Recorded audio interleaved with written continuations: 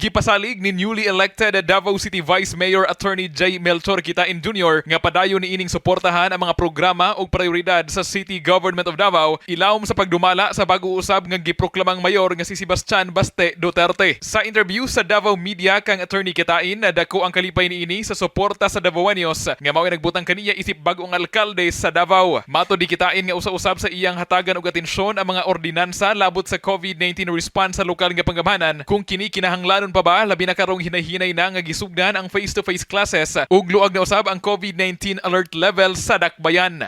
So first thing I have to do is when I sit as Vice Mayor, of course we will support all the programs and priorities of our Mayor, Baste Duterte. And also siguro we'll take a look at the COVID situation kasi we have ordinances that tackle or address COVID. We might need to revisit all of that so to make it more relevant.